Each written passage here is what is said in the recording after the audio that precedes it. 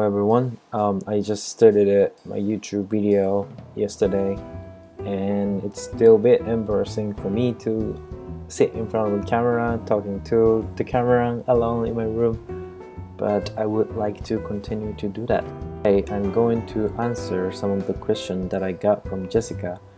She's from China, and also a couple of questions from Seiya. I think he's from Japan. Thank you so much for asking me questions, and let's get started. Before I came to United States, I moved out of my parents' house, and I moved to Tokyo, where I studied English for like 3 months, and then started taking classes from Lakeland University, Japan.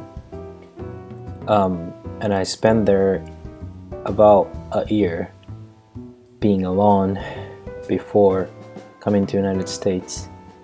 At the time, it was a bit harder for me to adjust living by myself because nobody will take care of my laundries and beds and food, all kind of stuff. I had to do everything by myself, which sometimes felt really hard and uncomfortable, but at the same time, as you said, I really like the freedom I have by living by myself. So it was a bit hard for me to adjust to the new lifestyle, but I think I am enjoying more than I used to, because obviously you can do a lot of stuff by yourself with bigger responsibilities. I think the first couple weeks after coming here, I think those days were the most difficult days for me, because for the first month I had to live with roommate in a room, which I really hate it, because like even though you like a lot of stuff to do outside of the room with other people, and I'm the kind of person that who needs a little space by myself to reflect what I did today and like all different thoughts. I need to be myself and then think through. I need a time to be myself so much, and since I didn't really want to continue to do that, like after a month I moved out from the dorm where I lived and then moved into this apartment. If you have tough time by yourself, it's either adjusting to new life or getting along with somebody else. I think it's important for you to face it and then try to get rid of the problem as soon as possible. I don't like to put it off, or the problem coming towards me, because I cannot focus on things that I really need to. So that's my advice for that. And I have never done that before. Well, not always, but I try to talk to people, new people, to be friends. But like if I talk to them and then if I found that they're not really my type of people or not really good people to me, I think I would stop talking to them and try not to meet them again, because it's not worth it.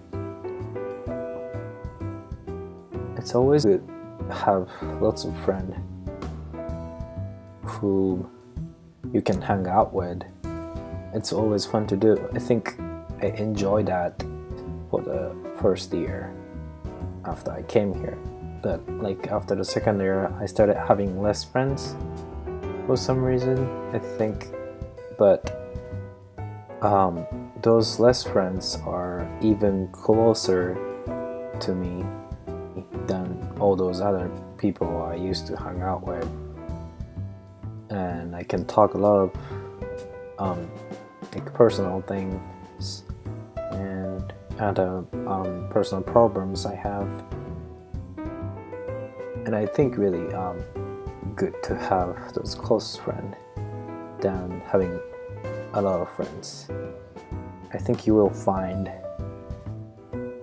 a middle point where you feel comfortable talking to new people. At the same time, you can make really good friends, and you can be really close to each other, and you can trust them, and you can ask help for them, ask them help.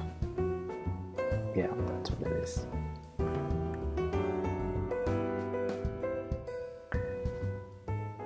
I don't think the really obvious racial discrimination or bullying, those kind of things have never happened to me, luckily. But sometime, like, I was on my bike going home and some random guy from the car shouting at me something really disgusting, but I try not to care what they're saying, because like, even if you got pissed at those people, it will never change. And yeah, I joined an international club on campus called International Neighbors.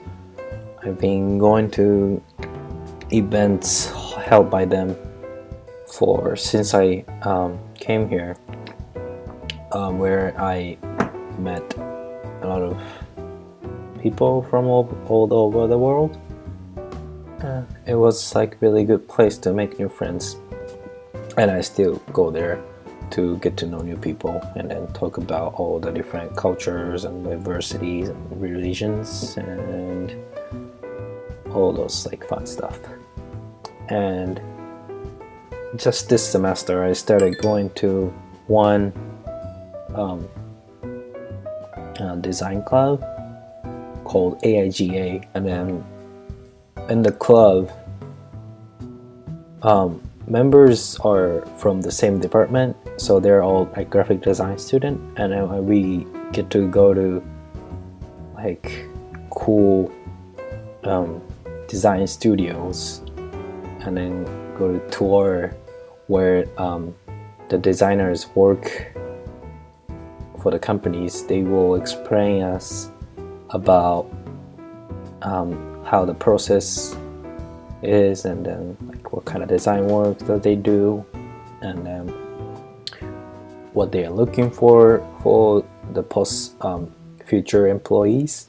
And I think I really enjoy going there, because like people there are interested in the same thing that I'm interested in, which is design, and then we'll always talk about a lot of stuff about design. So it's a really fun place to go, especially studying and doing my job that I got on campus. I'm working as a graphic designer on campus now, so I make posters and brochures, magazines, and sometimes web banners and logos and those cool stuff for campus communities. And then while I am still I'm still a student at the college, but I can work with real clients at my job, which is really cool. And I can work there speaking English, which is really helpful for me. I think I would never be able to speak as much as I can do right now without having that job, and I'm really having fun doing it. So I think I started thinking studying abroad when I was senior at high school. I got to go to the United States while I was still high schooler, and then I learned about like things that I have never experienced before, and I was really fascinated about it. And then one thing I was really embarrassed at that moment was that my lack of skills to speak English as a high school student, while like students from same age or younger were able to speak English, not fluently but somewhat fluently. And then I really wanted to speak English for some reason. Maybe because I was watching too much American TV dramas at that moment. So yeah, that makes me want to study abroad. And then like none of my friends from my hometown are thinking to go overseas at that time. So I thought it would be really cool if I can go overseas right after I graduated from high school. That's like some of the reasons why I started thinking about go overseas, but like nothing really big. Yeah. I would say it's a problem solving and time management skill.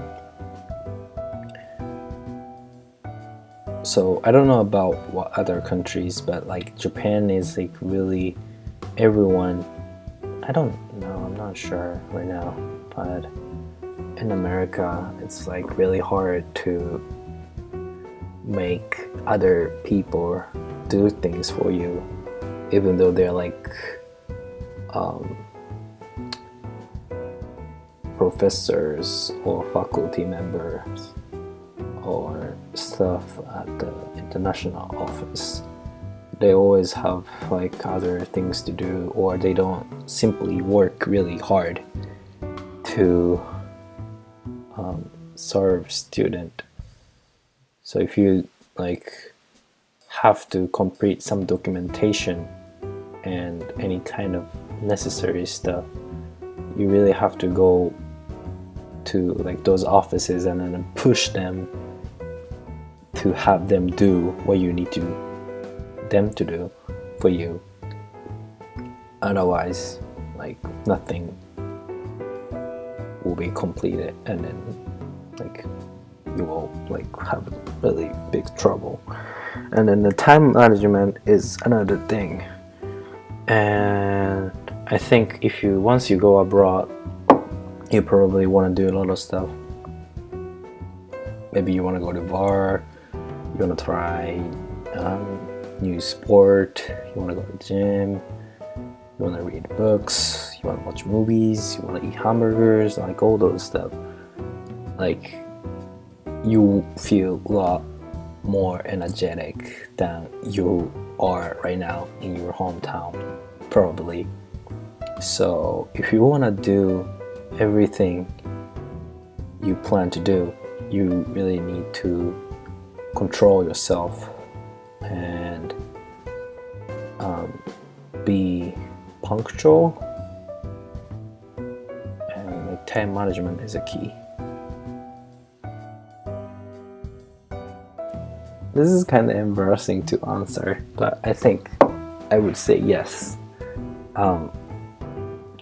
One time was because I have my girlfriend and she's in Japan, so we're doing long distance relationship, and sometimes I really miss her, and or like we have an argument or something like that, and I didn't contact her like for a long time, and I felt really sorry for her, and like if those stuff ever happens, yeah, I'll be really sorry and would cry. Yeah. I came here with F1 visa.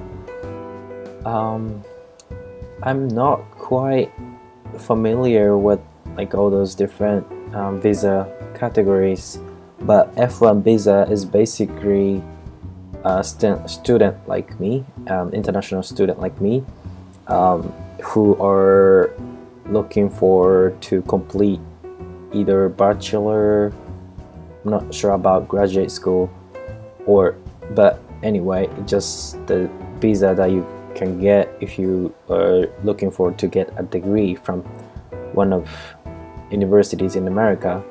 And typically you will be allowed to work 12-month period or longer after you complete your degree. So that's the F1 visa that I have. So generally speaking, if you were in smaller cities, I think it will be easier for you to study hard because there will be less fun things you can find and do within the city. And also, I mean, even if you decided to go to small city, there will be enough like places to study, like library or cafe or some other places that you can find in the city.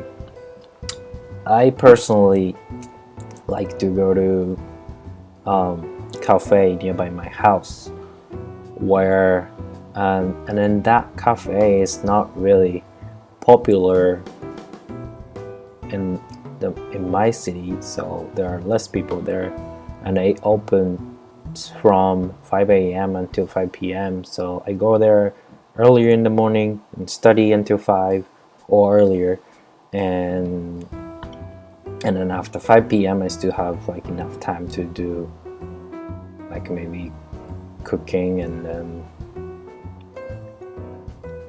maybe watching some dramas or animes, whatever you want to do. And that's how I spend my weekend most of the time. So I would recommend small city if you want to study really hard. So I've answered all the questions that I got from 2 people, and after filming myself and then reviewing what I did and answered in the video, I realized like if I put everything in one video, it was like way too long to put into one video on YouTube. So I decided to cut out some of the questions that I answered, but I hope I can I answered your questions well, and then I hope it will help you out. Thank you.